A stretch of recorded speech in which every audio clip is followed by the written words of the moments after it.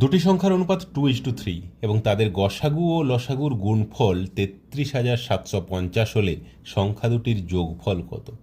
দেখো, সংখ্যা দুটির অনুপাত দেওয়া আছে, গসাগু লসাগুর গুণফল দেওয়া আছে। গসাগু লসাগুর গুণফল মানে সংখ্যা দুটির গুণফল, আর সংখ্যা দুটির যোগফল বের করতে হবে।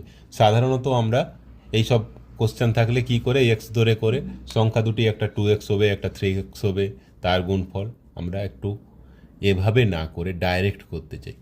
তাহলে কিভাবে করবে? এক্স ধরে যদি করতাম, কি করতাম, 2x ইন্টু 3x, এইটা ইকুয়ালস টু 33,750। তাহলে এক্স ইকুয়ালস টু হয়ে যাবে, এটা এক্স স্কোয়ার, 6x স্কোয়ার, তাহলে এক্স স্কোয়ার ইকুয়ালস টু হয়ে যাবে 33,750 বাই 6, এক্স ইকুয়ালস টু হয়ে যাবে তার রুট। আমরা ডাইরেক্ট এইটা করব, এই স্টেপটাকে জাম্প করে যাব।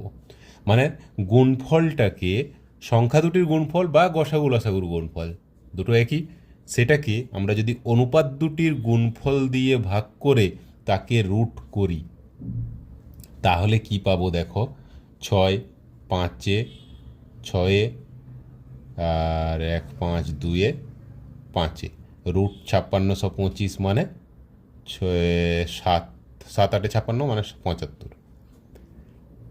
এটা কি পেলাম না, গসাগু পেলাম। এরপরে কি বলেছে, সংখ্যা দুটির যোগফল।